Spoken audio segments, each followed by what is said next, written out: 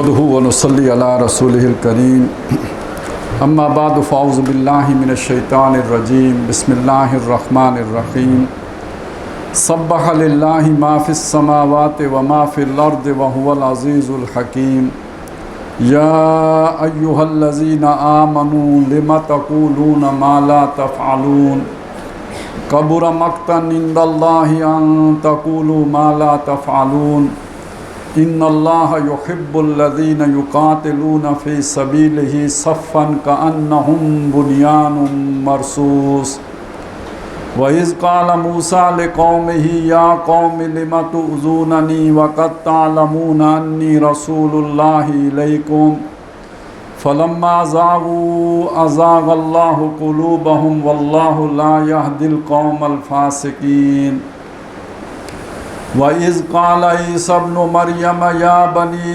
إِسْرَائِيلَ إِنِّي رَسُولُ اللَّهِ إِلَيْكُمْ مُصَدِّقًا لِمَا بَيْنَ يَدَيَّ مِنَ التَّوْرَاةِ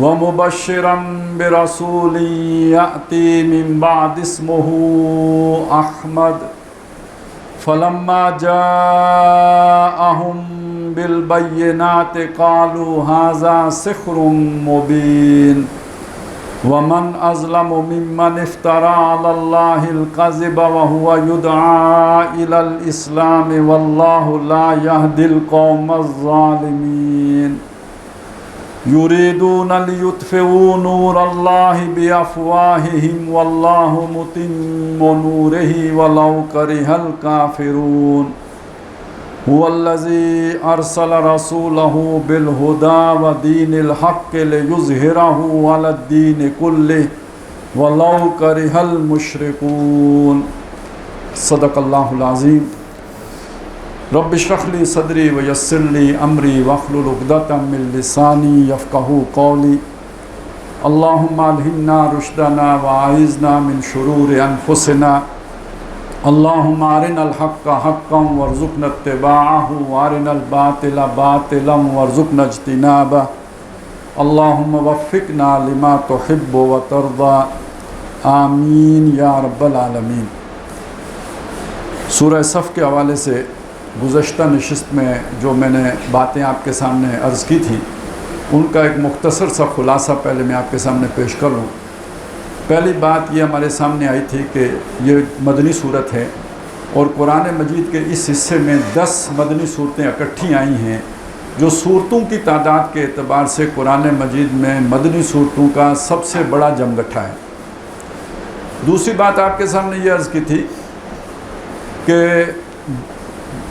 مدنی قرآن میں سورہ بقرہ، سورہ آل عمران، سورہ نساء، سورہ مائدہ، سورہ نور، سورہ احزاب، سورہ محمد، سورہ فتح، سورہ حجرات، ان صورتوں میں جو مضامین تفصیل کے ساتھ آئے ہیں ان کے خلاصے ہیں جو ان 10 صورتوں میں بیان کیے گئے ہیں، اور ان کا جو زمانہ نزول ہے وہ مکی دور کے آخری 5 سال ہیں۔ ایک آدھ صورت کو چھوڑ کے باقی ساری صورتیں مدنی یعنی نصف آخر میں، مدنی دور کے نصف آخر میں نازل ہوئی، اور یہ وہ دور ہے کہ جس میں بہت سے ایسے لوگ بھی اسلام میں آ چکے تھے کہ جنہوں نے شعوری طور پر ایمان کو سمجھے بغیر روا روی میں، دیکھا دیکھی میں، یدخلون فی دین اللہ افواجا میں وہ بھی شامل ہو گئے تھے، اور انہیں دین کے وہ تقاضے معلوم نہیں تھے کہ جو چمی گویم مسلمانم بالارزم کے دانم مشکلات لا الہ را والی تھے، وہ بس ایک روا روی میں شامل ہو گئے، لہٰذا ان کا وہ معیار نہیں تھا کہ جو السابقون کا تھا، ابتدائی درجے جو لوگ شامل ہوئے ان کا تھا۔ نتیجتاً ان کے کردار کے اندر کچھ کمیاں تھیں جن کی طرف ان صورتوں میں اشارہ کیا گیا ہے، اور آخری بات یہ عرض کی تھی کہ ہمارے لیے ان صورتوں کی اہمیت یہ ہے کہ چونکہ ہم تو 1500 سال کے فصل پر واقع ہیں، نمبر 1، اور نمبر 2 ہم اس لیے مسلمان ہیں کہ مسلمانوں کے گھروں میں پیدا ہوئے ہیں، تو اکثر و بیشتر ہمارا معاملہ بھی وہی ہے جو روا روی میں اس دور میں مسلمان ہو گئے تھے، بلکہ ہمارے سے وہ اس لیے بہتر تھے کہ ان کے سامنے دین کا ایک ماڈل تو موجود تھا نا، ابو بکر تو موجود تھے، محمد رسول اللہ تو موجود تھے، اور وہ جلیل القدر صحابہ کرام تو موجود تھے، ہمارے سامنے ایسی کوئی مثال بھی موجود نہیں ہے۔ تو اس اعتبار سے ہم اس سے بھی زیادہ ورسٹ پوزیشن میں ہیں. تو اگر دین کا حقیقی تصور آپ نے سمجھنا ہو تو وہ یعنی دین کے مطالبے کیا ہیں وہ آپ کو ان صورتوں سے ملے گا. اب کچھ اور چیزیں، اب یہاں تک تو بات ہم نے پچھلی دفعہ کر لی تھی، اگرچہ کہ وہ اس میں سوا گھنٹہ ہمارا لگ گیا تھا، ابھی میں نے 4-5 منٹ میں آپ کے سامنے رکھ دیے. تو بہرحال نکات یہی تھے جو ابھی میں نے آپ کے سامنے رکھے، باقی ان کی تفصیلات تھی، دلائل تھے، استدلال تھا اس کے ساتھ، وہ چیزیں جس پہ ہم پہنچے تھے وہ یہی باتیں تھیں. اب آ جائیں اس سورہ مبارکہ میں جو اصل مضمون زیر بحث آیا ہے، وہ مضمون ہے کہ جو اس کی آیت نمبر 9 میں ہے. جیسے ہوتا ہے نا ایک کھونٹا ہوتا ہے جس کے ساتھ آپ کسی شے کو باندھ دیتے ہیں، تو یہ پوری سورہ مبارکہ کی آیات جس کھونٹے کے ساتھ بندھی ہوئی ہیں وہ آیت نمبر 9 میں ہے. اور آیت نمبر 9 آج ہم اس سے مطالعے کا آغاز کریں گے، اور شاید مکمل ہو جائے آیت نمبر 9، یا یہ کہ اس کے کچھ حصے پہ بحث ہوگی، اگر کچھ رہ گیا تو انشاءاللہ تعالیٰ اگلی نشست میں اس کی تکمیل کریں گے. اب دیکھیے آیت نمبر 9 کی میں پڑھتا ہوں، اس کا ترجمہ کرتا ہوں. فرمایا هو الذی ارسل رسولہ، وہی ہے، هو الذی وہی ہے جو جس نے ارسل رسولہ بھیجا اپنے رسول کو. یہ تھوڑا اس میں پیار کا انداز بھی ہے کہ جب اپنی طرف اللہ تعالیٰ نسبت دیتے ہیں تو یہ ایک محبت کا انداز ہوتا ہے. جیسے آتا ہے سبحان الذی اسریٰ بعبدہ، راتوں رات اپنے بندے کو لے کے گیا. الحمدللہ الذی انزل علی عبدہ، شکر اس ذات کا ہے کہ جس نے اپنے بندے پر اتارا. تو یہ اپنا بندہ، اپنا رسول، تو اس میں ایک اپنائیت کا معاملہ ہے. اپنا رسول، جس نے بھیجا اپنا رسول.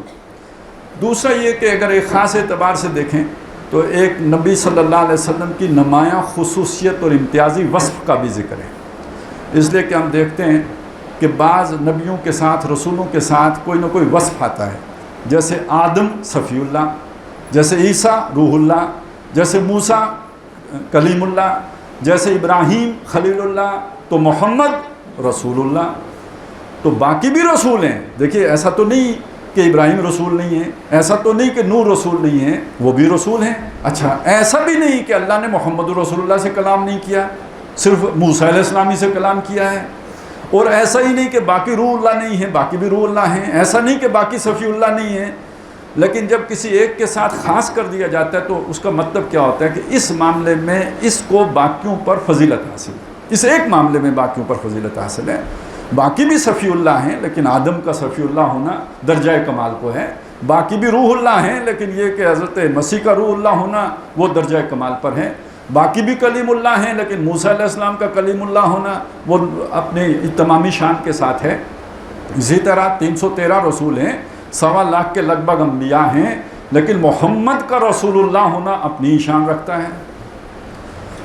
تو هو الذی ارسل رسولہ، وہی ہے جس نے بھیجا اپنے رسول کو بالہدا و دین الحق، الہدا اور دین الحق کے ساتھ. اب ذرا ہمیں یہاں پہ رکنا پڑے گا، اس کی تھوڑی وضاحت کرنی پڑے گی، پھر آگے بڑھیں گے. الہدا کیا ہے؟ اللہ تعالیٰ نے جو کتابیں اتاری وہ ہدایت کے لیے اتاری. تورات بھی ہدایت ہیں، انجیل بھی ہدایت ہیں. قرآن نے خود کہا کہ ہدایت ہیں. فیہ ہدن و نور، تورات میں ہدایت بھی تھی اور نور بھی تھا. انجیل بھی ہدن و نور، ہدایت بھی تھی نور بھی تھا. قرآن ہدایت بھی ہے نور بھی ہے. اور الہدا، اب ذرا یہ بات اس میں جو ہے نا نیا رنگ آ گیا ہے. ایک ہے ہدا اور ایک ہے الہدا. یہ جو الف لام ہے یہ اصل میں جو انگریزی لفظ، انگریزی میں آرٹیکل استعمال ہوتا ہے نا دی، یہ اس کی وہ حیثیت ہوتی ہے. یعنی یہ معرفہ بنا دیتا ہے، کسی نکرہ کو معرفہ بنا دیتا ہے. اور آپ کو معلوم ہے جب کوئی بھی شے معرفہ بنتی ہے تو اس میں دو معنی میں سے کوئی ایک شامل ہو جاتا ہے کہ وہ خاص چیز جس سے میں اور آپ واقف ہیں، تب اس کے اوپر اس کے ساتھ دی لگائیں گے. اور عربی زبان میں الف لام لگائیں گے. کتاب کوئی کتاب، ایک کتاب کوئی کتاب. الکتاب، اب اس کا ایک معنی کیا ہوگا؟ یعنی وہ جو میرے اور آپ کے درمیان جس کتاب کا تذکرہ ہو رہا ہے یہ وہ کتاب مراد. الکتاب کا ایک مطلب یہ ہوگا. اور دوسرا مطلب کیا ہوگا؟ الکتاب کا دوسرا مطلب ہوگا جنس کتاب، یعنی کتاب قسم کی جتنی چیزیں دنیا میں ہیں وہ اس لفظ کے اندر وہ جو ہے جمع ہو گئی ہیں، وہ اس کے اندر سما گئی ہیں. یہ اس کے کہتے ہیں الف لام جنس کا. وہ پہلا کون سا ہوتا ہے؟ الف لام عہد کا. عہد یعنی وہ جس کے بارے میں ہمارے درمیان گفتگو ہو رہی ہے، جس چیز کو میں بھی جانتا ہوں اور آپ بھی جانتے ہیں، ہمارے ذہنی طور پر مشترک ہے جو چیز، تو اس پر بھی الف لام داخل ہوگا، لیکن اس الف لام کو کیا کہیں گے؟ لام عہد. اور لام جنس کا کیا مطلب ہوتا ہے؟ کہ اس پوری جنس کا احاطہ کر لینے والی شے ہے. تو الہدا کا مطلب یہ ہے کہ ہدایت کلی، مکمل ہدایت نامہ. اس کا مطلب کیا ہوگا؟ کہ تورات بھی ہدایت تھی لیکن کامل ہدایت نہیں تھی، انجیل بھی ہدایت تھی مگر ابھی ہدایت کامل نہیں ہوئی تھی، قرآن ہدایت ہے لیکن الہدا ہے، یعنی ہدایت آ کے محمد رسول اللہ پر کامل ہو گئی. اب یہاں جمع کر لیجئے اس آیت کو، الیوم اکملت لکم دینکم واتممت علیکم نعمتی ورضیت لکم الاسلام دینا. اس کا دوسرا مطلب کیا ہوا؟ یہ ہدایت آہستہ آہستہ مکمل ہوئی ہے. یہ 10,000 سال میں یا 8,000 سال میں جا کے مکمل ہوئی ہے. یہ حضرت آدم علیہ السلام سے ہدایت کا عمل شروع ہوا ہے اور محمد رسول اللہ صلی اللہ علیہ وسلم پر آ کے مکمل ہوا ہے. جیسے کہ وہ جو واقعہ آتا ہے سورہ بقرہ میں، پہلی مرتبہ قصہ آدم و ابلیس بیان ہوا اور اس کو کنکلوڈ کیا، فَإِمَّا يَأْتِيَنَّكُم مِّنِّي هُدًى فَمَن تَبِعَ هُدَايَ فَلَا خَوْفٌ عَلَيْهِمْ وَلَا هُمْ يَحْزَنُونَ.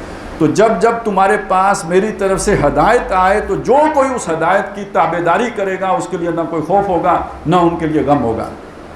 اب آپ سمجھیں کہ ایک ہدایت وہ تھی جو آدم علیہ السلام کو دی گئی، ایک ہدایت وہ ہے جو نوح علیہ السلام کو دی گئی، ایک ہدایت وہ ہے جو موسیٰ علیہ السلام کو دی گئی، اور ایک ہدایت وہ ہے جو محمد رسول اللہ کو دی گئی صلی اللہ علیہ وسلم.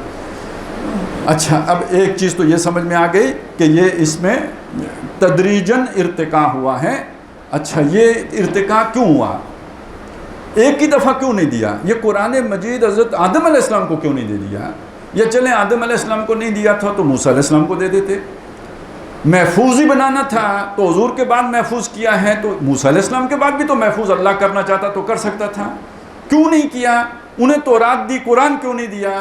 یا عیسیٰ علیہ السلام حضور سے تو 600 سال ہی پہلے آئے ہیں، عیسیٰ علیہ السلام کو دے دیتے. تو یہ ویسے تو مختصر جواب تو یہ کہ اللہ کی حکمت. عام سادہ آدمی تو بس اسی بس اللہ کی مرضی، اللہ کی حکمت، اللہ جو چاہے کرے. آپ کون ہوتے ہیں پوچھنے والے؟ لیکن یہ کہ ہم جانتے ہیں کہ اللہ حکیم ہے. اللہ تعالیٰ کے کسی کام کو کوئی کام بھی الٹ اپ نہیں ہوتا، اس کی کوئی حکمت ہوتی ہے، اس کے پیچھے کوئی وزڈم ہوتی ہے، اس کے پیچھے کوئی سبب ہوتا ہے. وہ سمجھنے کی اس سے ہمیں سکون ملتا ہے، اس سے ہمیں ذہنی تسکین حاصل ہوتی ہے، اس سے ہمارے معرفت میں اور علم میں اضافہ ہوتا ہے، ہماری اپنی سمجھ میں اضافہ ہوتا ہے. لہٰذا ایسا سوال کھڑا کر کے اس کا جواب تلاش کرنا کوئی بری بات نہیں، کوئی گستاخی کی بات نہیں، کوئی اعتراض کی بات نہیں ہے. تو اب آئیے اس چیز کی طرف کہ اللہ تعالیٰ نے یہ محمد الرسول اللہ صلی اللہ علیہ وسلم پر آ کے دین مکمل کیوں کیا. سمجھ لیجئے، ایک تو سمجھنے کی بات یہ ہے کہ جب بھی آپ تعلیم دیتے ہیں تو کسی کو بھی یک بارگی تعلیم نہیں دی جا سکتی. آپ بچے کو آج کل کدھر سے شروع کرتے ہیں؟ پریپ سے کہ نرسری سے، پتہ نہیں کدھر سے شروع کرتے ہیں، اور کے جی سے، تو پتہ نہیں اب تو پی جی بھی ہوگا، کچھ اس سے بھی پہلے ہوگا، کیا کہہ پلے گروپ، ہاں پی جی ہی ہوا نا جی. تو ادھر سے شروع کر دیتے ہیں. اب وہاں سے ادھر سے لے کے تو ایم فل اور پھر پی ایچ ڈی اور پتہ نہیں آگے بھی کہاں رکتا ہے، سلسلہ چلتا ہی چلا جاتا ہے. تو وہ کیا ہے، گود سے لے کے تو قبر تک وہ چلتا رہتا ہے سلسلہ. اچھا، اب آپ نے دیکھا کہ یہ ممکن ہے کہ آپ 7 سال کے بچے کو کوئی پی ایچ ڈی کا تھیسس سکھا دیں؟ نہیں ممکن. بس اسی طرح سمجھ لیجئے کہ تعلیم کا عمل ہمیشہ تدریجاً ہوتا ہے. ایک بات یہ ہے. دوسری بات یہ ہے کہ یہ جو انسانیت کا سفر ہے یہ بالکل ایسے ہے جیسے ایک انسان کا سفر ہوتا ہے. ایک انسان کا سفر کیا ہے؟ ایک اس کا بچپنا ہے. بچپن میں اس کی عقل محدود ہے. اب ذرا وہ لڑکپن میں آیا تو اس کی معلومات بھی بڑھ گئی. اب اس سے آگے بڑھ کے جوانی میں اس نے قدم رکھا تو اس کی سوجھ بوجھ میں اور اضافہ ہو گیا، یہاں تک کہ وہ جب 40 سال کا ہوا، فلما بلغ 40 سنہ، وہ جب فلما بلغ اشدہ ہوا بلغ 40 سنہ، اب وہ جب 40 سال کا ہو گیا، پوری اس کے اعصابی طور پر مضبوط ہو گیا. اب اس کو وہ سمجھ حاصل ہوئی کہ رب اوزعنی ان اشکر نعمتک التی انعمت علی وعلی والدی وان اعمل صالحا. اب ایک شعور کی عمر کو پہنچ کے اس کو یہ بات سمجھ میں آئی. پہلے تو اور ہی کاموں میں لگا رہا. تو انسان جوں دنیا میں تجربہ حاصل کرتا جاتا ہے، عمر بتاتا جاتا ہے، اس کی سمجھ میں اضافہ ہوتا چلا جاتا ہے. اور جو آپ اسے پڑھانا چاہتے ہیں اس کی سمجھ کے مطابق ہی پڑھا سکتے ہیں، سمجھ سے زائد نہیں پڑھا سکتے۔ ایک انسان کا ظرف ذہنی 7 سال کے بچے کا ہے، تو آپ 7 سال چلیں بہت آپ نے محنت کی تو 9 سال کے بچے والا علم اس 7 سال والے بچے کو دے سکتے ہیں، 11-12 سال والے بچے کا علم اسے نہیں دے سکتے۔ آپ 5 سال کے بچے کو شادی کا تصور نہیں سمجھا سکتے، جو دنیا کا سب سے حسین تصور ہے، لیکن آپ 5 سال کے بچے کو ٹل لگا لیں نہیں سمجھا سکتے، کیونکہ ابھی اس کی ذہنی عمر نہیں ہے اس بات کو سمجھنے کے لیے۔ اگر آپ یہ بات سمجھ گئے ہیں تو اب یہ پورے سفر کو سمجھنا مشکل نہیں رہے گا آپ کے لیے۔ آدم علیہ السلام کے دور میں انسان گویا ابھی بچپنے میں تھا، بچہ نہیں تھا، ذہنی طور پر ابھی وہ اس سطح پہ نہیں پہنچا تھا جس سطح پر آج انسان کھڑا ہے۔ جو آج 50-60 سال کے لوگ ہیں وہ اندازہ لگا سکتے ہیں کہ جب وہ 10 یا 15 سال کے تھے اور آج جو ان کے پوتیاں پوتے 10 یا 15 سال کے ہیں، تو کیا دونوں کا علمی لیول ایک ہے؟ اس وقت اگر مجھے کوئی 10-15 سال کی عمر میں، خیر موبائل تو پتہ نہیں اس کو تو میں دیکھ کے کیا سمجھتا، لیکن یہ کہ کوئی اگر چھوٹا موٹا کیمرہ بھی پکڑا دیتا تو مجھے سمجھنے میں دقت پیش آتی کہ کلک کہاں سے کرنا ہے۔ اور آج ایک 5 سال کے بچے کو بھی پتہ ہے کہ بھائی میں نے موبائل کیسے چلانا ہے، وہ اپنے مطلب کے کارٹون نکال کے شروع ہو جائے گا۔ آپ بھی حیران اور پریشان ہوں گے کہ یہ تو مجھے نہیں آتا، اس کو کدھر سے آ گیا۔ تو یہ ہماری ایج میں ہمارے سامنے یہ فرق پیدا ہو گیا انسانوں کے درمیان کہ بھائی آج سے 50 سال پہلے جب 10 سال کا جو بچہ ہوتا تھا اس کی جو معلومات ہوتی تھیں، اور آج جو 10 سال کا بچہ ہے اس کی جو معلومات ہے اور سمجھ ہے اور نتیجہ نکالنے کی جو صلاحیت ہے وہ 100 گنا بڑھ چکی ہے۔ اب اس پر آپ قیاس کر کے دیکھیں تو حضرت آدم علیہ السلام کے دور میں وہ حابیل اور قابیل کس مسئلے پہ لڑے ہوں گے، ہو سکتا ہے وہ اس طرح کے 20 مسئلے آج ہمیں پیش آتے ہوں، اب ہم لڑیں ہی نا۔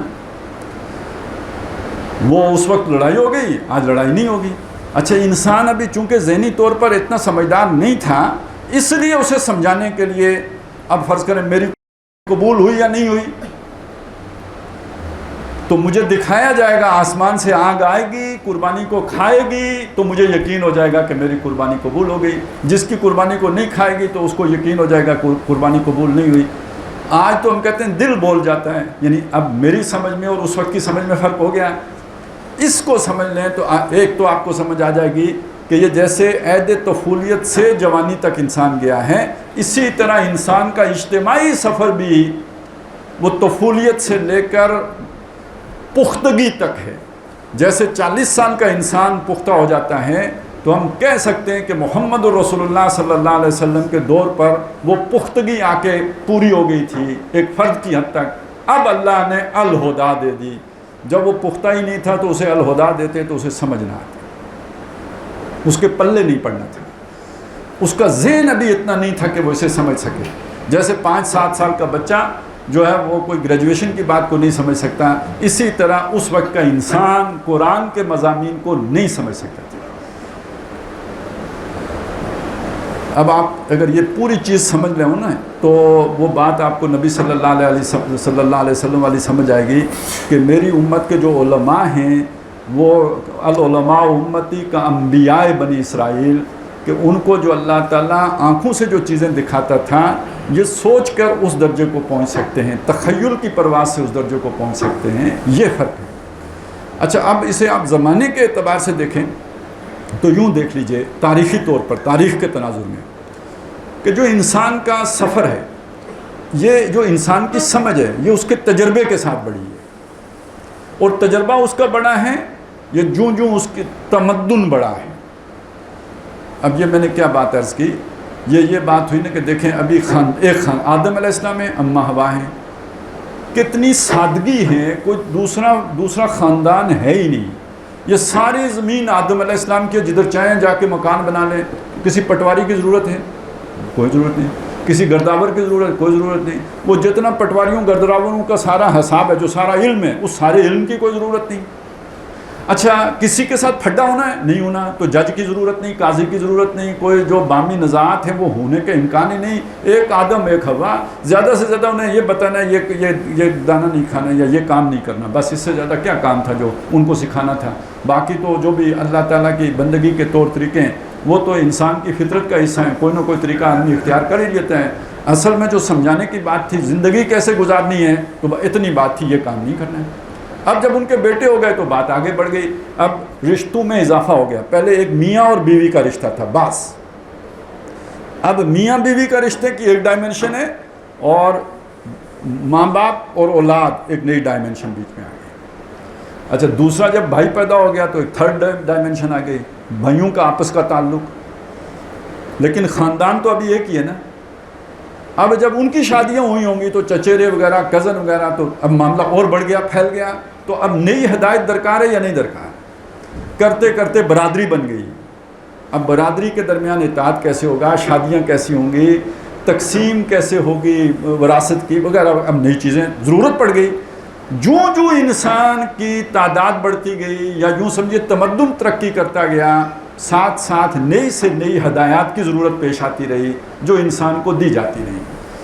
اسی کے ساتھ اس کی سمجھ بھی کام کرتی تھی، بڑھتی تھی، اور اسی کے ساتھ اسے نئی ہدایت بھی ملتی تھی.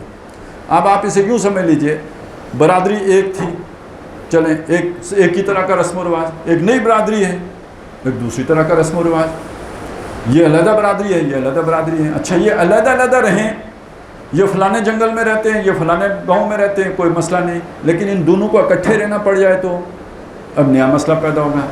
یہ اکٹھے رہنے کا عمل یوں سمجھیے آج سے زیادہ سے زیادہ کوئی کیا 5000 4000 5000 سال پہلے کا ہوگا. اب جب اکٹھے رہنا شروع ہوئے ہیں تو پھر شروع میں تو ایک دوسرے کو کاٹا ہے، رواج میرا چلے گا تمہارا رواج نہیں چل سکتا. آہستہ آہستہ کرتے کرتے، جسے آپ نے سنا ہوگا معاہدہ عمرانی ہوا. یہ عمران خان سے اس کا کوئی تعلق نہیں ہے، یہ سوشیالوجی سے اس کا تعلق ہے، سماجی معاملات سے اس کا تعلق ہے کہ میرا اور آپ کا کلیش ہے. اس کلیش کو حل کیسے کرنا ہے؟ لڑ کے کرنا ہے، ایک دوسرے کو ختم کر کے کرنا ہے، یا ادھر بیٹھو کچھ چیزیں ہماری مان لو کچھ ہم آپ کی مان لیتے ہیں، مل کے کام چلاتے ہیں. میرے لیے میرا رسم و رواج، تمہارے لیے تمہارا رسم و رواج. یہ ایک سٹی سٹیٹ کا تصور ابھرا جہاں پر ایک سے زیادہ برادریاں یا قبیلے مل کر رہتے تھے تو کو ایگزسٹنس کیسے ہو، مل جل کر کیسے رہیں، یہ سٹی سٹیٹ کا تصور ابھرا. پھر کرتے کرتے کرتے کرتے حکومتوں کا تصور آیا، ریاست کا تصور آیا، اور یہ کہ ایمپائرز کا تصور آیا. تو نبی اکرم صلی اللہ علیہ وسلم کے دور تک پہنچتے پہنچتے آپ یہ بات ذہن میں رکھیں کہ یہ مسائل اتنے، ان پر گفتگو اتنی شروع ہو چکی تھی. یعنی آج جس دور میں ہم زندہ ہیں جسے ماڈرن ایج کہا جاتا ہے، اس کی اگر آپ بنیاد تلاش کریں تو یونان سے نکلے گی. سقراط، افلاطون، ارسطو. باقی یہ وہی اصل تعلیمات وہی ہیں، ان کو ذرا نئی زبان، نیا انداز، نیا رنگ، نئی گلکاری اس کے ساتھ پیش کیا جا رہا ہے. مگر نہ سارے فلسفے بنیادی طور پر وہی ہیں جو سقراط، ارسطو اور افلاطون وغیرہ نے دیے تھے. اب آپ اس چیز کو ذہن میں رکھیں کہ یہ کب کی شخصیات ہیں؟ یہ نبی صلی اللہ علیہ وسلم سے 1200 سال پہلے کی شخصیات ہیں. یعنی یہ سارے کون ہیں جو حضرت عیسیٰ علیہ السلام سے 600 سال تقریباً پہلے کے ہیں، اور حضرت عیسیٰ علیہ السلام کے 600 سال کے بعد محمد رسول اللہ ہیں. تو اس کا مطلب ہے یہ جو ماڈرن ایج جسے آپ کہہ رہے ہیں اس کی شروعات ہو چکی تھی. اس کی بنیاد یونان کی سلطنت ہے، وہ بنیاد پڑ چکی تھی، اور پڑے ہوئے 1200 سال ہو گئے تھے. اب اللہ تعالیٰ نے قرآن اتارا ہے تو اب یعنی انسان وہاں تک پہنچ گیا تھا جہاں تک وہ پہنچ سکتا ہے. اب اس کے سامنے یہ کامل ہدایت آ گئی، اس لیے اسے ہدن نہیں کہا، اسے الہدا کہا. اب ایک کامل ہدایت نامہ جناب محمد رسول اللہ کو دے دیا گیا. اچھا اب اس کو آپ یعنی یہ تو میں نے آپ کو ایک طرح سے بات سمجھائی. دینی نقطہ نظر یا روایتی جو ہمارا انداز اس میں دیکھ لیجئے کہ حضور صلی اللہ علیہ وسلم نے اس کو کیسے سمجھایا، اسی بات کو کیسے سمجھایا. آپ نے سمجھایا ایک بہت نہایت شاندار عالی شان محل تھا، قصر تھا جو تعمیر ہوا. اس میں ایک اینٹ کی کسر باقی تھی، باقی بہت شاندار وہ تعمیر ہو گیا تھا. اور پھر بتایا کہ جان لو وہ آخری اینٹ میں ہوں، اب وہ مکمل ہو گیا. تو یہ ختم نبوت کا مطلب کیا ہوا؟ یہ ختم نبوت کا مطلب یعنی ختم اس معنی میں نہیں کہ کوئی چیز آپ نے خرچ کر کے ختم کر دی، پانی پی پی کے گلاس خالی کر دیا، اس معنی میں ختم نہیں ہے. یہ ختم بمعنی تکمیل کے ہے، مکمل ہو گیا کوئی کام، میرا کام ختم ہو گیا، یعنی میرا کام مکمل ہو گیا. اللہ نے ایک پروجیکٹ لانچ کیا تھا، ایک عمارت بنائی تھی، نبوت کی عمارت، اس میں ایک اینٹ کی کسر باقی تھی، یہ مکمل ہو گیا.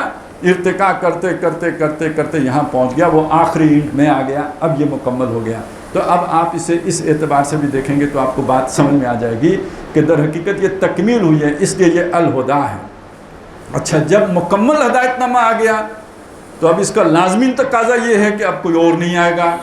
اب آپ کو ختم نبوت کی بھی سمجھ آ جانی چاہیے کہ اللہ نے ہدایت دینی تھی تو جوں ترقی ہونی تھی اس کے ساتھ ساتھ دینی تھی۔ اب ترقی اپنے کمال کو پہنچ گئی تو ہدایت بھی اپنے کمال کو پہنچ گئی، اب مزید ہدایت دینے کی ضرورت نہیں رہی، ختم نبوت ہو گیا۔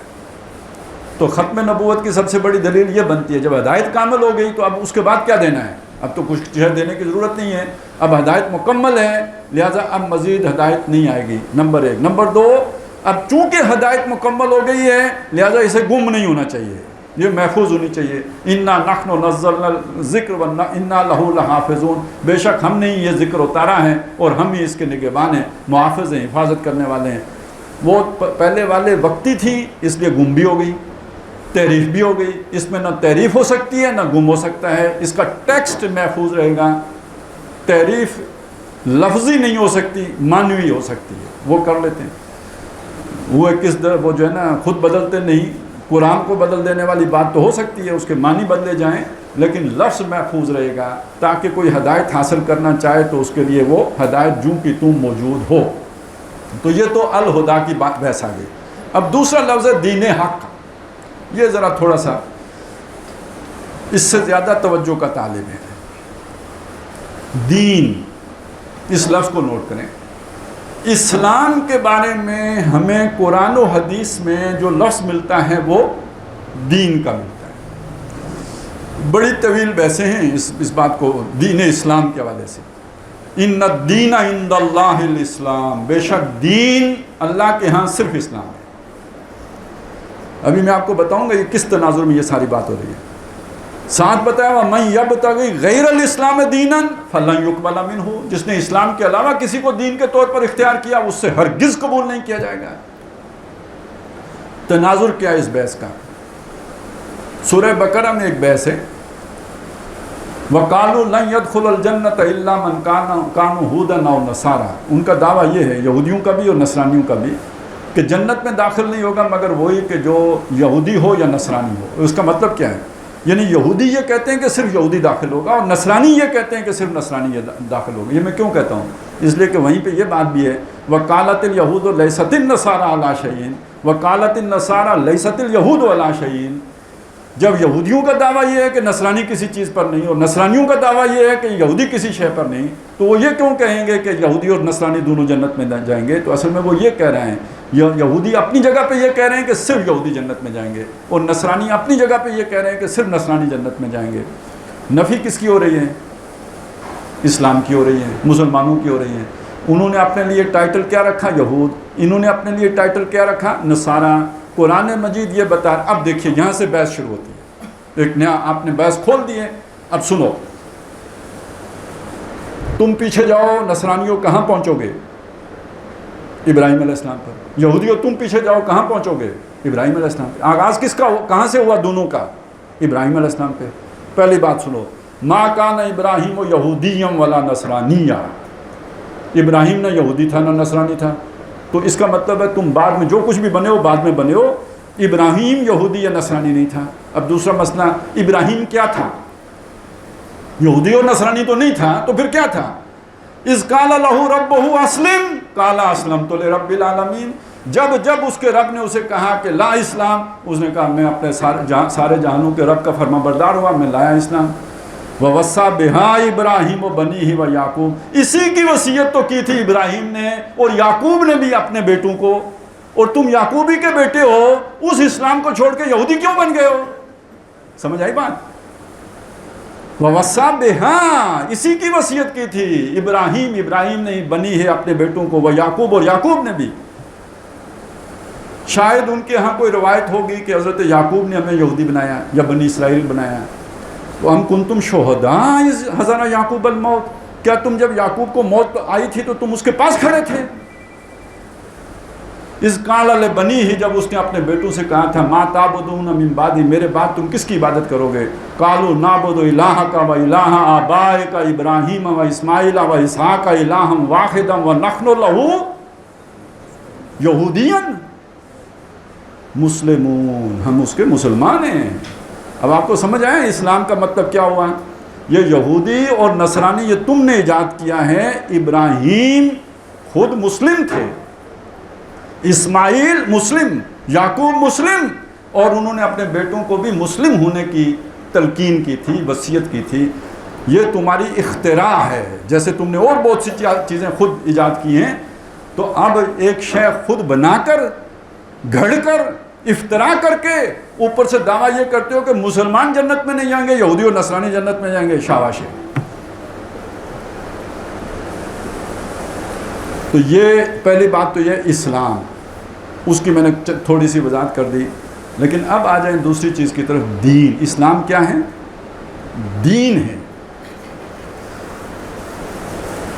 दुनिया में ये जो इल्हामी रहनुमाई के तहत जो भी कोई स्कूल ऑफ थाट या मकतब फ़िक्र बनता है, उसके लिए जो लफ्ज़ मुस्तामल है वो क्या है? रिलीजन। रिलीजन, उसका हमने तर्जमा क्या किया? मज़हब। अच्छा, मैं ये उधर से क्यों इधर आया हूँ, उसकी एक वजह है। हमारे यहाँ ये मज़हब का लफ्ज़ हमारी रवायत में मौजूद है, न कुरान और हदीस में नहीं है, लेकिन हमारी रवायत में है। मज़हब हनफी है ना कि नहीं है? और मज़हब हनफी में सारा दीन है, ज़ाहिर है। उसमें सूद का भी ज़िक्र है, मईशत का भी ज़िक्र है, सियासत हर शय का ज़िक्र है। लेकिन वो मज़हब हनफी है, ये मज़हब हम्बली है, ये मज़हब मालिकी है, ये मज़हब शाफ़ी है। तो एक हमारा मज़हब का लफ्ज़ है, वो कोई और मानी देता है। मैं उसकी वजाहत करूँगा वो क्या मानी देता है। एक दुनिया में मज़हब का लफ्ज़ है, वो कोई और मानी देता है। ये दोनों मज़हब के मानी एक नहीं है। जब हम कहते हैं मज़हब हनफी, जब हम कहते हैं मज़हब हम्बली या मज़ाहिब अरबा, उसका माना कोई और होता है। जब दुनिया कहती है मज़हब इस्लाम या मज़हब यहूदियत या मज़हब नसरानियत, ये उसका माना कोई और होता है। अब मैं आपके सामने ये माना रख दूं कि हम मज़हब किस मानी में इस्तेमाल करते हैं। ये जो दीन इस्लाम है, इसकी जो हनफी ताबीर है उसको हम मज़हब हनफी कहेंगे। ये जो दीन इस्लाम है, इसकी जो शाफ़ी की ताबीर है उसको हम मज़हब शाफ़ी कहेंगे, यानी स्कूल ऑफ थाट, मकतब फ़िक्र। इस्लाम का शाफ़ी मकतब फ़िक्र, इस्लाम का हनफी मकतब फ़िक्र, इस्लाम का हम्बली मकतब फ़िक्र। समझ आ गई? दुनिया में रिलीजन का लफ्ज़ का मतलब क्या होता है, या जिसे दुनिया मज़हब कहती है, वो मतलब यह है कि इंसानी ज़िंदगी दो हिस्सों में मुनक़सिम है। एक हिस्सा वो है जिसे मज़हब का हिस्सा कहते हैं, और दूसरा हिस्सा वो है जिसे इज्तिमाइयत का हिस्सा कहते हैं, जिसे वो सेकुलर फील्ड कहते हैं। इसे वो रिलीजियस फील्ड कहते हैं, उसे वो सेकुलर फील्ड कहते हैं। फिर इस रिलीजियस फील्ड के अंदर ज़िंदगी के तीन हिस्से आते हैं। एक ये कि कोई फ़र्द है, उसका अकीदा क्या है। अकीदे का मतलब क्या है? वो तौहीद का कायल है, वो दो खुदाओं का कायल है, वो लातादाद खुदाओं का कायल है, वो किसी खुदा का कायल नहीं है, ये उसका अकीदा है। इसके बारे में रियासत का नुक्ता नज़र क्या है कि हमें इससे कोई बहस नहीं है कि किसी का क्या अकीदा है। उसकी मर्ज़ी है, जो अकीदा रख ले। एक को माने, दो को माने, किसी को ना माने, तीन को माने, लातादाद को माने, जिस्म के आज़ा को खुदा मना ले, हमें इससे कोई गर्ज नहीं, जो मर्ज़ी करे, आज़ाद है। नंबर दो, कुछ मरासम उबूदियत होती है। मरासम उबूदियत, पूजा पाठ करने के तरीके। मैंने उबूदियत से इबादत का लफ्ज़ नहीं निकाला है, बंदगी का लफ्ज़ भी नहीं निकाला, तर्जमा नहीं किया है। मैंने कहा पूजा पाठ करने के तरीके। कोई किसी भगवान को मानता है तो उसको दंडवत बजा लाने का कोई तरीका भी तो है ना, उसको कुछ करेगा ना उसके सामने। इसी तरह कोई अगर किसी आग का पुजारी है तो आग को पूजने का कोई तरीका भी तो होगा ना, कोई रसूमात होंगी, को कब कब पूजना है, कहाँ कहाँ पूजना है, कैसे कैसे पूजना है, मर्दों ने औरतों ने मिल के पूजना है या अकेले अकेले पूजना है, और घर में पूजना है या किसी आतिशकदे में आके सारे तरीके होंगे ना। ये मरासिम उबूदियत है। तो जो भी अकीदा होगा उस अकीदे के ताबे कुछ मरासिम उबूदियत लाजमन होंगे। कस्टम ऑफ वर्शिप, पूजा करने के तौर तरीके। नंबर 3, समाजी रसूमात। समाजी यानी सोशल कस्टम्स, मराद دیکھیں ہر آدمی پیدا ہوتا ہے تو پیدائش کو سیلیبریٹ کرنے کا کوئی نہ کوئی طریقہ ہوگا، ہر عقیدے کے مطابق ہوگا، جو بھی اس کا عقیدہ ہوگا اس کے مطابق ہوگا. کوئی جو ہے نا وہ بپتسمہ دے گا، کوئی جو ہے نا کان میں اذان کہے گا، کسی کے ہاں کوئی رنگ ملا جائے، کچھ نہ کچھ تو ہوگا نا. جو بھی جب پیدا ہوتا ہے تو کوئی نہ کوئی طریقہ اختیار کرتے ہیں، پیدائش کا طریقہ ہے. اس کے بعد ہر مرد ہو یا عورت اس کی شادی ہوگی. نارمل جو ہوتے ہیں، کچھ استثناءات ہو سکتے ہیں جو ساری زندگی شادی نہ کریں، وگرنہ یہ کہ 99% لوگوں کی شادیاں ہوں گی. تو شادی کا طریقہ کیا ہے جی؟ کیسے ہوگی؟ بندھن کیسے بندھے گا؟ پھیرے ڈالیں گے، ایجاب و قبول کریں گے، چرچ جائیں گے، پادری کے سامنے کھڑے ہوں گے. تو ہر مذہب کا شادی کا کوئی نہ کوئی طریقہ ہوگا. اچھا مرے گا تو دفنانے کا کوئی طریقہ ہوگا. یہ سوشل کسٹمز ہے. کتنی چیزیں ہوگی جی؟ عقیدہ ہو گیا، مراسم عبودیت ہو گئی، سماجی رسومات ہو گئی. یہ 3 میدان ہیں کس کے؟ ریلیجن کے. دنیا میں جو مذہب ہے، یہودیت ہو، عیسائیت ہو یا جو دیگر مذاہب ہوں، ان کے بارے میں دنیا یہ کہتی ہے یہ مذہب ہے کا خانہ ہے، اس خانے میں ہم مداخلت نہیں کریں گے. اس معنی میں کہا جاتا ہے ریاست کا کوئی مذہب نہیں ہوتا، یعنی سارے مذہب اس کے اندر جمع ہوتے ہیں. یہ نہیں مطلب کہ وہ بے دین ہوتی ہے، مطلب یہ کہ تمام اس میں لا مذہبیت نہیں ہوتی بلکہ ہمہ مذہبیت ہوتی ہے. لا دینیت ہوتی ہے لیکن ہمہ مذہبیت ہوتی ہے. سارے مذہب اس کے اندر جمع ہو جاتے ہیں. آگے بڑھنے سے پہلے تھوڑا سا یہاں میں چاہتا ہوں کہ اس چیز کو بھی ساتھ ہم ایڈریس کر لیں. اسلام کا اس بارے میں کیا نقطہ نظر ہے؟ دوسروں کو عبادت کرنے کا حق دیتا ہے یا نہیں دیتا ہے؟ دیتا ہے نا. کسی کے عقیدے کو چھیڑتا ہے؟ نہیں چھیڑتا. کسی کو زبردستی مسلمان بناتا ہے؟ نہیں بناتا ہے. اچھا اب تاریخ کے تناظر میں دیکھیں، یہ جو باتیں میں نے ابھی آپ کے سامنے رکھی یہ دنیا نے آج سے 400 سال پہلے سیکھی ہیں. اسلام نے یہ باتیں دنیا کو کب دی ہیں؟ 1400 سال پہلے. تو تاریخی اعتبار سے اس نقطے تک اسلام بہت پہلے پہنچ گیا تھا کہ کسی کے مذہبی معاملات کے اندر ہم نے مداخلت نہیں کرنی. لا اکراہ فی الدین، یہاں دین کا مطلب مذہب لیں، وہ ریلیجن جو کا فیلڈ ہے اس کے اندر دین اسلام مداخلت نہیں کرے گا. ہر شخص کو عقیدے کی آزادی حاصل ہوگی، جو اس کے موڈ آف ورشپ ہیں ان پر عمل کرنے کی اسے اجازت حاصل ہوگی، آزادی حاصل ہوگی. جو اس کے مرنے کے شادی بیاہ کے طور طریقے ہیں اس پر ہم کوئی قدغن نہیں لگائیں گے، اپنی مرضی سے سر انجام دے گا. یہ سب سے پہلے تاریخ انسانی میں یہ چیز نوع انسانی کو محمد رسول اللہ نے دی ہے، صلی اللہ علیہ وسلم، قرآن نے دی ہے. بعد میں انسان اپنے تجربے سے پہنچا آج سے چند سو سال پہلے، اور اب دنیا میں یہ ایک مسلمہ حقیقت ہے کہ کسی کے عقیدے کو چھیڑا نہیں جائے گا، ریاست اس میں مداخلت نہیں کرے گی. اب آ جائیں دوسری چیز کی طرف. اس سے آگے زندگی کا وہ دائرہ ہے جسے اجتماعی دائرہ کہا جاتا ہے. اور اجتماعی دائرہ اس سے مراد کیا ہے؟ سماجی نظام. اب دیکھیے وہ سماجی رسومات تھیں، یہ کیا ہے؟ سماجی نظام. یہاں اقدار طے ہوتی ہیں.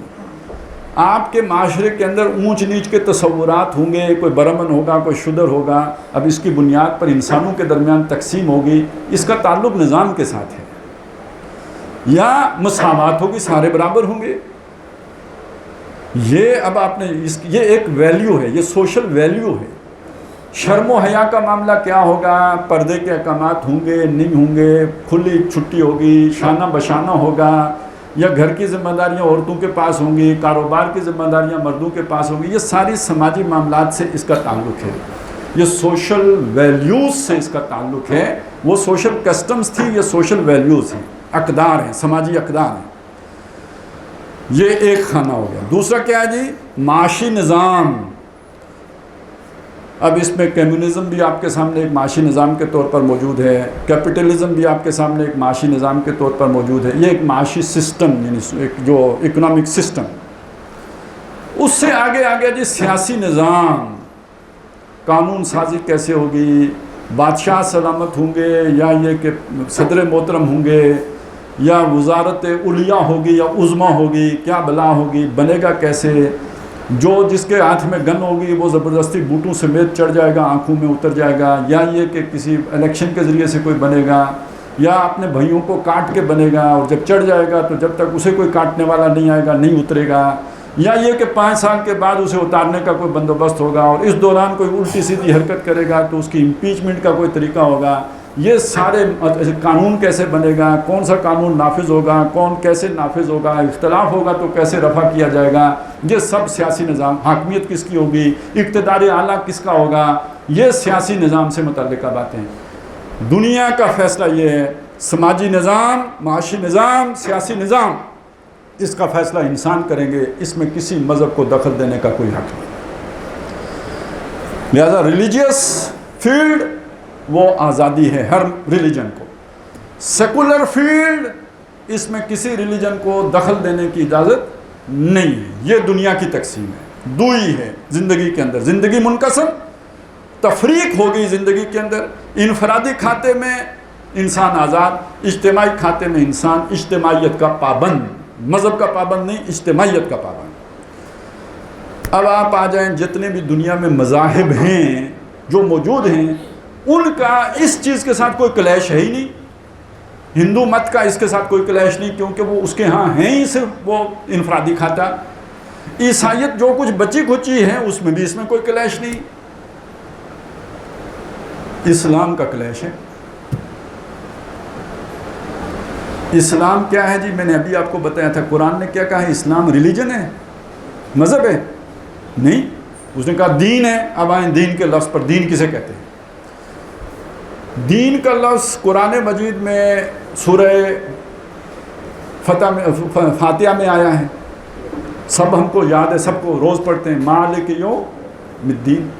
کیا ترجمہ کرتے ہیں؟ بدلے کے دن کا مالک. تو دین کا مطلب کیا ہوا وہاں پہ؟ بدلہ.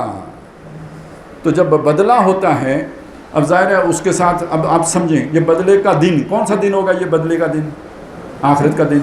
بدلہ کیا ہوگا؟ یا جنت ہوگی یا دوزخ ہوگی. تو جنت جسے ملے گی اور جسے دوزخ ملے گی, کسی اصول پر ملے گی یا بس پسند ناپسند پہ ملے گی؟ جو اصول ہیں وہ کوئی قانون ہے, کوئی ضابطہ ہے.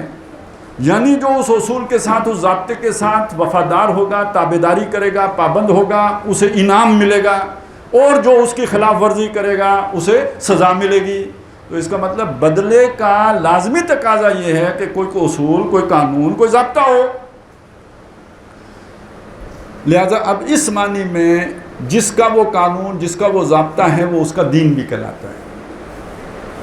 قرآن مجید میں یہ 2 الفاظ آئے ہیں, دین اللہ بھی آیا ہے اور دین الملک بھی آیا ہے. دین اللہ کدھر آیا ہے؟ اذا جاء نصر اللہ والفتح ورأیت الناس یدخلون فی دین اللہ. اللہ کا دین. یہاں پہ آیا ہے دین الحق. الحق کون ہے؟ ذالک بان اللہ هو الحق. تو دین الحق اور دین اللہ ایک ہی بات ہو گئی. لیکن سورہ یوسف میں دین الملک بھی آیا ہے. اور دین الملک کا کیا معنی ہے وہاں پہ؟ وہاں دین الملک کا معنی, جیسے ابھی میں آپ کو آیت سناتا ہوں, بلکہ پورا واقعہ سناتا ہوں. ہوا کیا تھا؟ یوسف علیہ السلام جس طرح بھی مصر پہنچ گئے, پھر وہ جو جن آزمائشوں سے گزرے, جیل چلے گئے, جیل سے پھر وہ رہائی کی جو صورت بنی, وہ خواب دیکھا, وہ 7 سال جو ہے نا خوشحالی کے, پھر 7 سال قید سالی کے.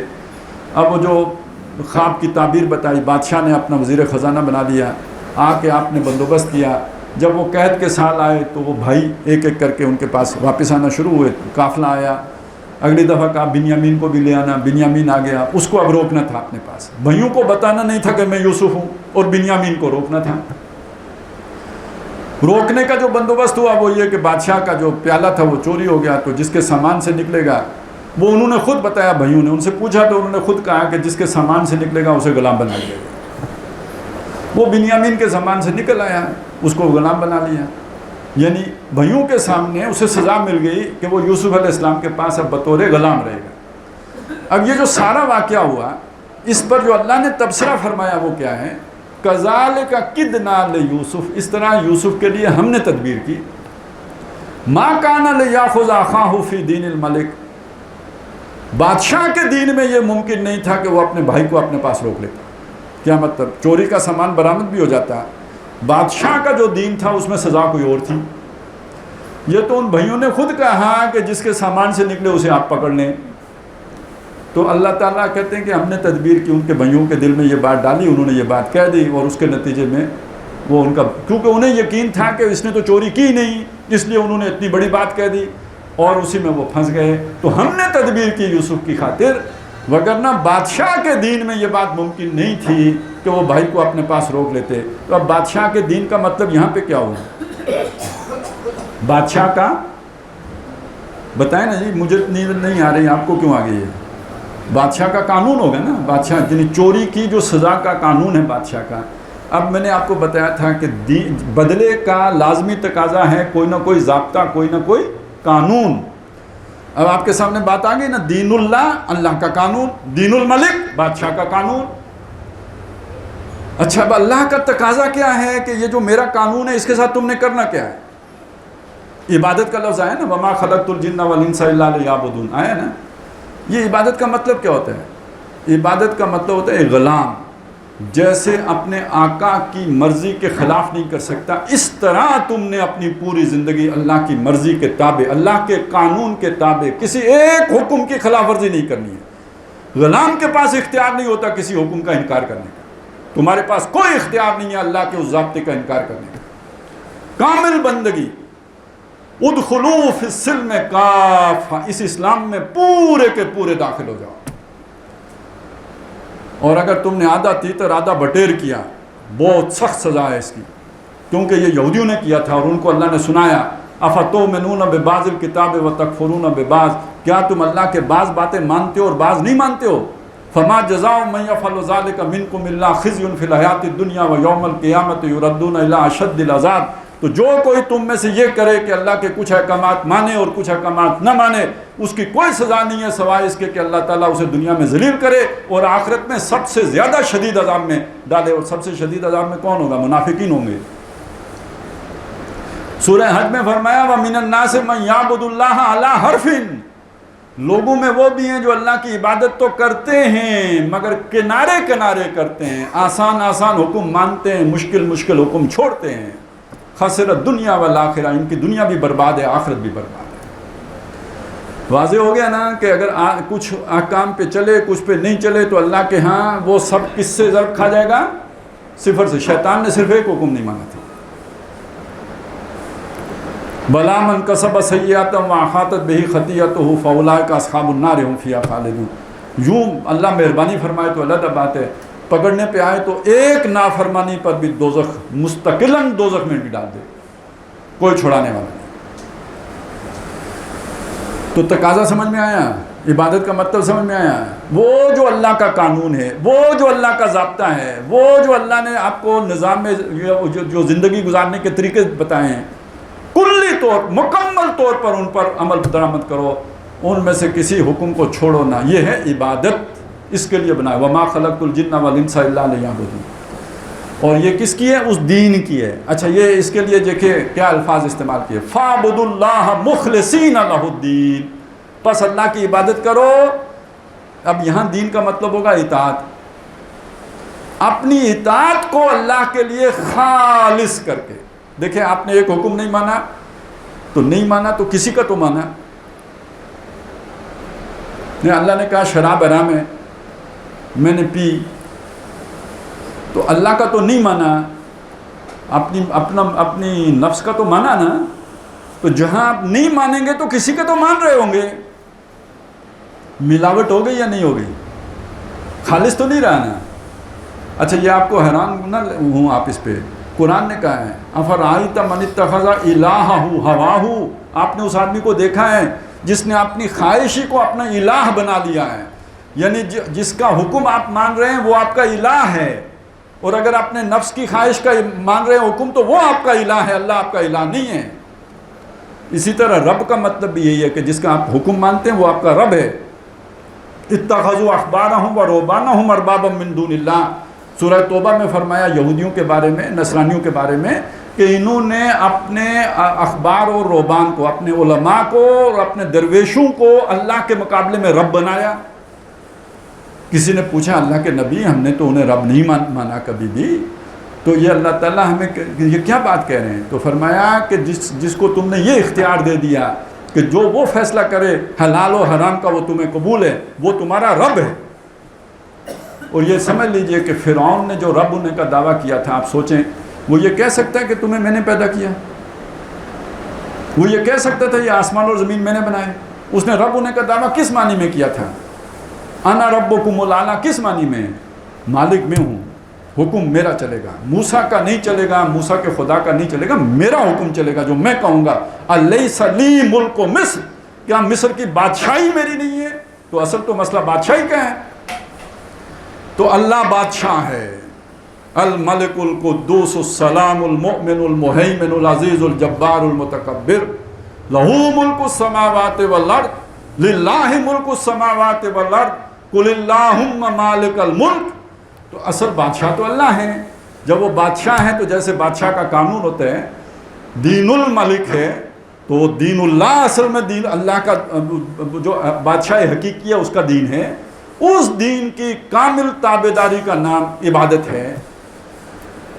تو اب آپ کے سامنے دین کا مطلب جو ذرا اگر ہم اس کی ایک تعریف کرنے کی کوشش کریں گے تو کیا تعریف بنے گی؟ دین، دیکھیے دین کا انگریزی میں ترجمہ مت کیجئے، مذہب کا ترجمہ انگریزی میں ریلیجن کریں، مجھے کوئی اعتراض نہیں، ریلیجن کا ترجمہ آپ مذہب کریں، مجھے کوئی اعتراض نہیں، لیکن دین ایک اصطلاح ہے، اس کی آپ ڈیفینیشن متعین کر سکتے ہیں، اس کا ترجمہ نہیں کر سکتے۔ کیوں؟ اس کا متبادل کوئی اور لفظ موجود نہیں ہے دنیا میں۔ تو اس کی تعریف کیا ہوگی؟ اس کی کیا ڈیفینیشن بنے گی؟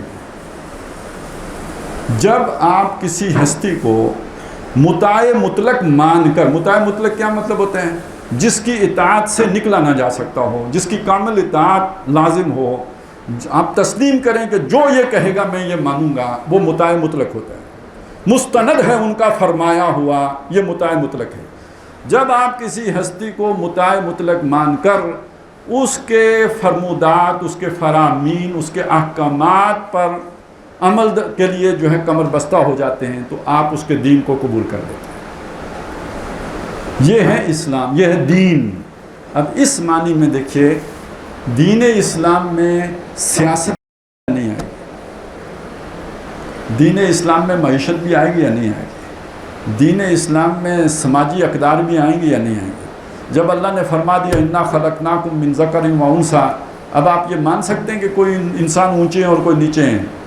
المسلم کفر لکل مسلم اب ہو جائے گا یا نہیں ہو جائے گا؟ اب اونچ نیچ کے تصورات سارے ختم کرنے پڑیں گے یا نہیں کرنے پڑیں گے؟ اور یہ کس کا تقاضا ہوگا؟ یہ توحید کا تقاضا ہوگا۔ جب آپ نے مالک اللہ کو مان لیا، للہ ما فی السماوات و ما فی الارض، مالک حقیقی اللہ ہے، تو انسان جیسے یہ نہیں کہہ سکتا کہ میرا جسم میری مرضی، ایسے ہی یہ بھی نہیں کہہ سکتا کہ میرا مال میری مرضی۔ نہیں، یہ مال تیرا نہیں ہے، تیرے پاس اللہ کی امانت ہے، تم اسے اللہ تللو میں نہیں اڑا سکتے۔ ان المبذرین کانوا اخوان الشیاطین، جہاں چاہو خرچ کرو، نہیں، تم وہاں خرچ کر سکتے ہو جہاں تمہیں اجازت ہے، مال کسی اور کا ہے۔ آخرت میں جو پوچھا جائے گا یہ بھی پوچھا جائے گا، جو مال دیا تھا خرچ کہاں کیا؟ ضائع کیا یا کسی بامقصد کام پر خرچ کیا؟ اب پورا نظام اپنے ملک کا، معیشت کا نظام اس اصول پر بنے گا، امانت کے اصول پر بنے گا، ملکیت کے اصول ختم، چھٹی۔ آگے چلیں، بادشاہ کون؟ اللہ۔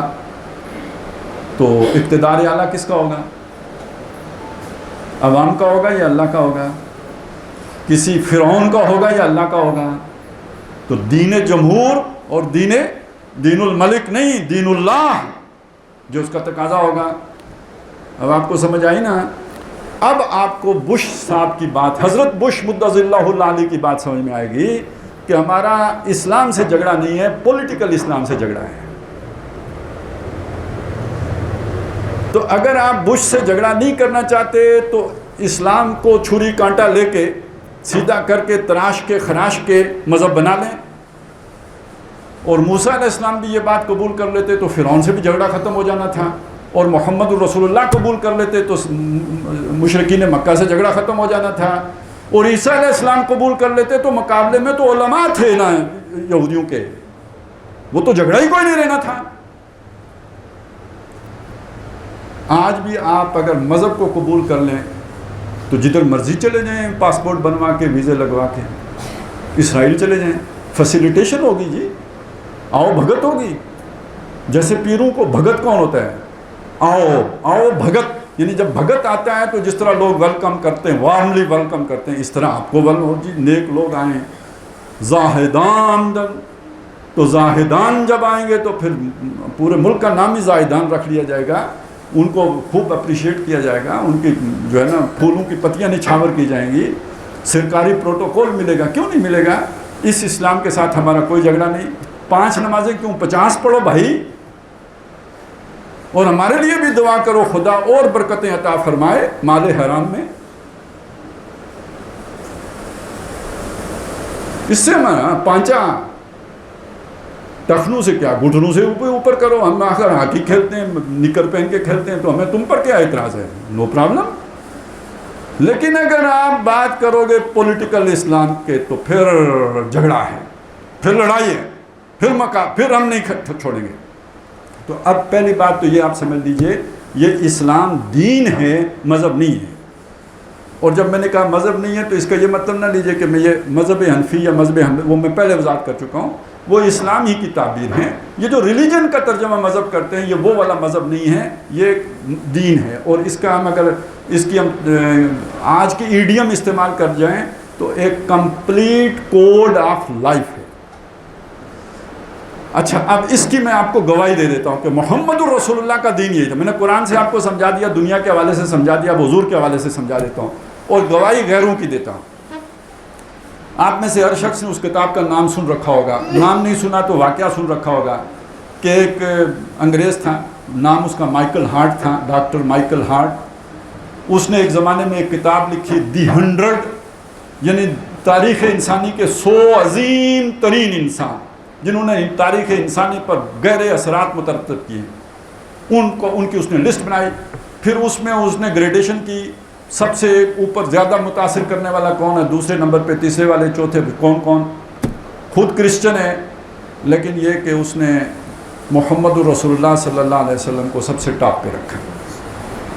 اب آپ سوچ سکتے ہیں کہ تھوڑی بہت بھی ڈنڈی مارنے کا موقع ہوتا تو وہ کچھ کرتا، کوئی بہت ہی بڑا فرق تھا، مجبور ہوتا، نہیں تو اس کی اپنے جو انٹلیکچوئل ہونے کے اوپر جو ہے نا وہ سوالیہ نشان لگ جاتا ہے. مجبوری بن گئی، اس نے حضور کو سب سے اوپر رکھا. میں پھر کہتا ہوں 20-25 نمبروں کا فرق ہوتا ہے نا تو اس نے ضرور ڈنڈی مار جانی تھی. اتنا بندہ کر ہی لیتا ہے. یہ اتنا بڑا فرق تھا کہ اس کے لیے ممکن نہیں تھا. پھر اس نے بتایا کہ یہ میں نے آخر اس نے جسٹیفیکیشن تو دینی تھی نا، اپنے بھائی لوگوں کو بھی تو بتانا تھا کہ میں نے یہ کام کیوں کیا الٹا. پھر اس نے بتایا this is because he is the only person. کون؟ محمد رسول اللہ. اکلوتی شخصیت ہے انسانی تاریخ کی، supremely successful in both religious and secular field. بھرپور طور پر کامیاب ہوئے ہیں زندگی کے دونوں میدانوں، یعنی سیکولر میدان میں بھی اور مذہبی میدان میں بھی. اب یہ اس کے نقطہ نظر کے میں زندگی کے 2 حصے ہیں، ایک سیکولر میدان ہے، ایک ریلیجیس میدان ہے. محمد الرسول اللہ صلی اللہ علیہ وسلم کے نقطہ نظر سے تو زندگی ساری وحدت ہے. جیسے توحید، ایسے ہی زندگی بھی ایک وحدت ہے. اس کو حصوں میں تقسیم نہیں کیا جا سکتا، اور اس سارے کے اوپر اللہ کی بات کا نافذ کرنا دین کا تقاضا ہے. تو گویا دین محیط ہے سیکولر اور ریلیجیس فیلڈ دونوں کے مجموعے پر. اب یہ سارا ذہن میں رکھیں. آیت کا اگلا حصہ پڑھیں، لِيُظْهِرَهُ عَلَى الدِّينِ كُلِّهِ، تاکہ وہ رسول صلی اللہ علیہ وسلم اس دین حق کو عَلَى الدِّينِ كُلِّهِ، کل کے کل دین پر غالب کر دیں. اب آپ ترجمہ دیکھیے گا، تاکہ تمام مذاہب پر غالب کر دیں. تشریح دیکھیے گا، یعنی عیسائیت پر، یہودیت پر، فلانے سب پر. میں نے آپ کے سامنے یہ جو ساری بات رکھی ہے، اس کی روشنی میں کیا مطلب اگر ہم یہ کریں، زندگی کے تمام شعبوں پر، زندگی کے تمام گوشوں پر، زندگی کے تمام حصوں پر، علی الدین کلہ، سب کے سب پر. تو یہاں میرے ترجمے میں یا جو ہم نے ترجمہ کیا اس میں اور جو مترجمین کے ترجمے میں فرق ہو جائے گا. لیکن میں آپ کو ایک اور جگہ لے کے چلتا ہوں. سورہ بقرہ، قاتلوہم، بلکہ سورہ بقرہ بھی ہے اور سورہ انفال ہے. یہ والی میں آیت سورہ انفال کی پڑھ رہا ہوں. قاتلوہم حتی لا تکون فتنۃ، ان سے لڑو جب تک کہ ان کا فتنہ ختم نہ ہو جائے. وَيَكُونَ الدِّينُ كُلُّهُ لِلَّهِ، اور دین کل کا کل اللہ کا نہ ہو جائے. وہاں جا کے ترجمہ دیکھیں تو وہاں زندگی کے تمام شعبے ہی ملے گا. وہ دوسرے والا تو ہو ہی نہیں سکتا نا، کیونکہ لڑنا کس سے ہے؟ مشرکین سے. اب یہاں عیسائیوں کا تو ذکر ہی نہیں ہے، ان سے لڑو. کس سے؟ مشرکوں سے. جب تک کہ دین کل کا کل اللہ کا نہیں ہو جاتا. اس کا مطلب ادھورا دین ماننے کے لیے وہ تیار تھے زندگی کے کچھ شعبوں پر، جب تک کہ سارے شعبوں پر تسلیم نہ کر لیں لڑائی جاری رہے گی. تو اب دیکھیے خود قرآن مجید کا ایک مقام معین کر رہا ہے کہ کل ہی کا مطلب ہوگا زندگی کے تمام گوشے. اب اگر یہ بات سمجھ میں آئی ہے، چند آیتیں اور آپ کی سمجھ میں آ جائیں گی. الذین فرقوا دینہم وکانوا شیعا، جنہوں نے اپنے دین کو تقسیم کر دیا اور خود بھی ٹکڑے ٹکڑے ہو گئے. اب اس کا معنی ہم کیا لیتے ہیں؟ ہم معنی اس کا یہ لیتے ہیں دین کا تقسیم کرنا، یہ یہودی ہو گئے، یہ نصرانی ہو گئے، یہ مسلمان ہو گئے، یا اب یہ مسلمانوں میں یہ فلانا ہو گیا، یہ فلانا ہو گیا، یہ فلانا ہو گیا، مختلف جن کو ہم کہتے ہیں فرقے ہو گئے. یہ جو ابھی میں نے آپ کے سامنے تشریح رکھی ہے، اس میں کیا معنی بنے گا؟ جنہوں نے زندگی کے حصے بکھرے کیے، زندگی کے حصے بکھرے کیے. مسجد میں گئے تو اللہ والے ہو گئے، مارکیٹ میں گئے تو یہودیوں کے طریقے والی سود خوری شروع کر دی، پارلیمنٹ میں آئے تو کسی اور قوم کی پیروی شروع کر دی قانون سازی میں. زندگی کو تقسیم کیا، بعض جگہوں پہ اللہ کی مانی، بعض جگہوں پہ دنیا کے اپنے دوستوں کی مانی. اس کا نتیجہ کیا نکلا؟ خود بھی تقسیم ہو گئے، مسٹر اور ملا کی تقسیم وجود میں آ گئی، اور پھر آپس کی لڑائیاں بھی ہیں. اب یہ جو کچھ چترال میں ابھی تھوڑے دن پہلے ہوا، یا اس سے پہلے جو سوات میں ہوا تھا، اور یہ سارا کیا ہے؟ یہ مسٹر ملا لڑائی ہے نا. مسلمان آپس میں ایک دوسرے سے پوری دنیا میں جو لڑ رہے ہیں تو کس بنیاد پہ لڑ رہے ہیں؟ ایک طرف سیکولر مسلمان ہیں اور دوسری طرف وہ جسے آپ ٹریڈیشنلسٹ کہتے ہیں وہ ہیں. تو اب یہ آپس میں پڑ گیا نا پھڈا. یہ تقسیم کس بنیاد پر ہے؟ یہ اسی بنیاد پر ہے. الذین فرقوا دینہم، جنہوں نے دین پھاڑا، یعنی اپنی زندگی کو پھاڑ کے حصوں میں تقسیم کیا. وکانوا شیعا، ایک نے دنیا لے لی، دوسرے کو مسجد دے دی. ایک فرنگی بت کدے میں کھو گیا، دوسرا تے محراب و ممبرس ہو گیا. تو دین تقسیم ہوا یا نہیں ہوا؟ اگر وہ وحدت تھی تو منقسم ہو گیا. تو الذین فرقوا دینہم وکانوا شیعا. اب اس کو آپ اگر سامنے رکھیں، کچھ اور نتائج ہیں، میں ابھی بس وہ ان کا ذکر کر دیتا ہوں، باقی تفصیل انشاءاللہ آئندہ کریں گے. آپ کے سامنے ایک سوال آئے گا. ابھی ہم نے دیکھا ایک ریاست کے اندر کئی مذہب ہو سکتے ہیں یا نہیں ہو سکتے؟ ہو سکتے ہیں. اسی پر قیاس کر کے سمجھ لیجئے کہ ایک بادشاہ کے کئی وزیر ہو سکتے ہیں، لیکن ایک ریاست میں کئی بادشاہ بھی ہو سکتے ہیں؟ نہیں ہو سکتے. تو ایک ریاست میں کئی مذہب ہو سکتے ہیں، ایک ریاست میں کئی دین بھی ہو سکتے ہیں. یہ ممکن ہے کہ دین جمہور بھی ہو، دین اللہ بھی ہو. یہ ممکن ہے کہ دین الملک بھی ہو اور دین اللہ بھی ہو. دین ایک ہی ہوگا جب بھی ہوگا. ایک خطہ ارضی پر ایک وقت میں ایک ہی دین ہو سکتا ہے. اب ایک لاجک آپ اپنے سامنے رکھ سکتے ہیں. جب کوئی دین ہے، دین لیکن بطور دین کسی خطہ ارضی پر غالب نہیں ہے، غالب دین کوئی اور ہے، تو دو دین ایک وقت تو ہو نہیں سکتے. تو یہ دین اپنی موجودگی کیسے کرے گا؟ مذہب بن کے کرے گا. کیونکہ دین کی حیثیت سے تو یہ موجود ہی نہیں، ایگزسٹ ہی نہیں کر رہا. دین تو کوئی اور ہے جو غالب ہے. دین تو ہوتا ہی غالب ہے، مغلوب تو دین ہوتا نہیں. تو جب وہ مغلوب ہو گیا تو دین رہتا نہیں.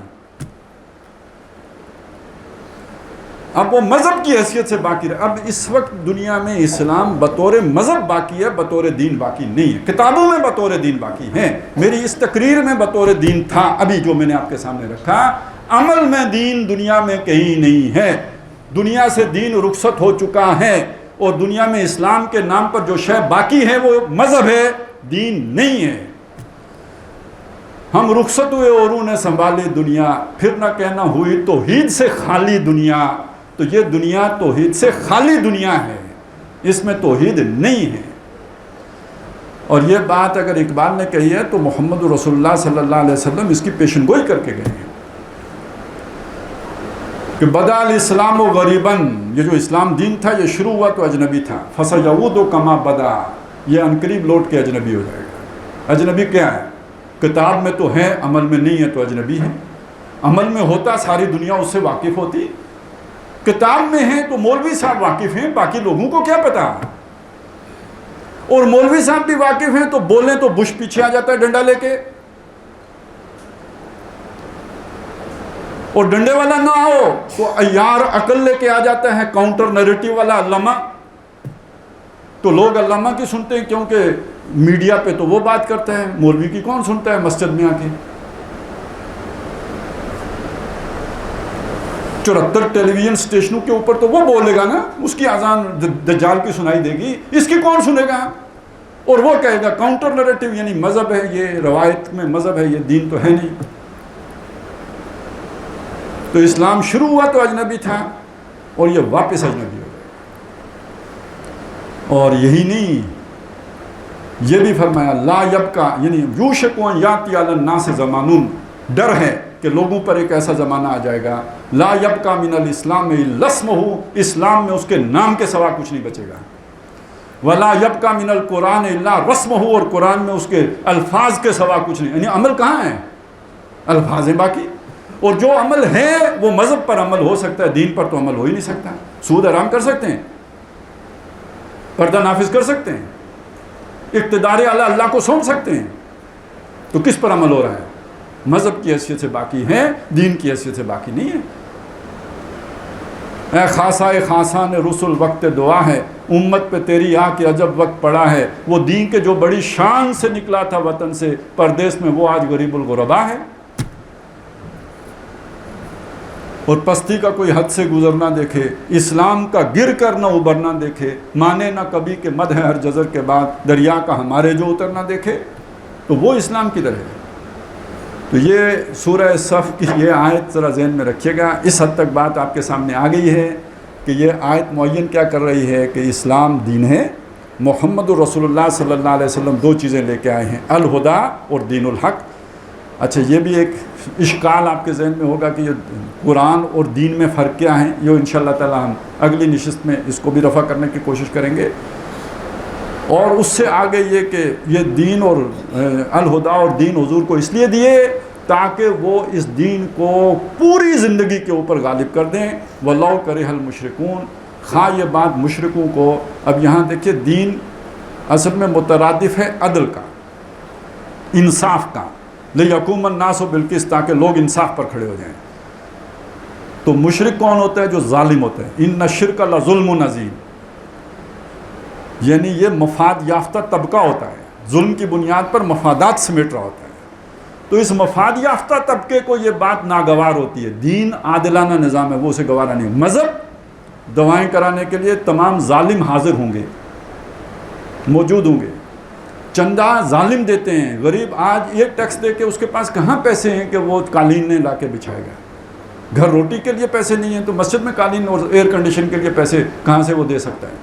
وہی جنہوں نے ظالمانہ طریقے سے لوگوں کے جو ہے نا گودے نکال کے تو اپنی تجوریاں بھری ہوتی ہیں، وہی مسجدیں آباد کرتے ہیں اور دعائیں کراتے ہیں کہ اللہ کے فضل میں آپ دعا کیجئے اور اضافہ ہو۔ بلکہ اللہ کا فضل نہیں کہنا چاہیے، رب کا فضل کہنا چاہیے، کیونکہ ان کا رب تو شیطان ہوتا ہے۔ ھذا من فضل ربی، تو ان کے رب کا فضل ہوتا ہے ان پر، یہ اللہ کا فضل۔ مال حرام اللہ کا فضل تو نہیں ہے، ظلم سے کمایا ہوا مال اللہ کا فضل تو نہیں ہے، کرپشن سے حاصل کیا ہوا مال اللہ کا فضل تو نہیں ہے، تو شیطان کا فضل ہے۔ تو یہ ظالموں کو یہ دین پسند نہیں ہوتا، مذہب پسند ہوتا ہے، وہ نمازیں پسند ہوتی ہیں، دعائیں پسند ہوتی ہیں، رونا دھونا پسند ہوتا ہے، دین پسند نہیں ہوتا۔ خواہ ان ظالموں کو، ان کافروں کو، ان مشرکوں کو، ان مفاد پرست لوگوں کو، وہ ویسٹڈ انٹرسٹ کو، یہ کتنا ہی ناگوار کیوں نہ ہو، محمد رسول اللہ تو اس لیے آئے ہیں۔ اب ظاہر ہے یہ کام کرنے کے لیے پھر پاپڑ بیلنے پڑیں گے، وہ ہے جو پوری صورت پھر مسلمانوں سے کہتی ہے کہ تم نے اسلام کا دعویٰ تو کر لیا ہے، ہدف تو یہ تھا، تم کدھر پڑے ہوئے ہو؟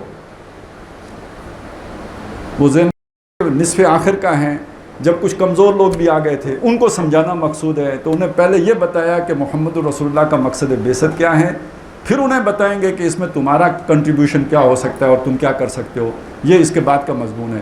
انشاءاللہ تعالیٰ یہ مطالعہ ہمارا جاری رہے گا. بارک اللہ لی و لکم فی القرآن العظیم و نفعنی و ایاکم بالآیات والذکر الحکیم.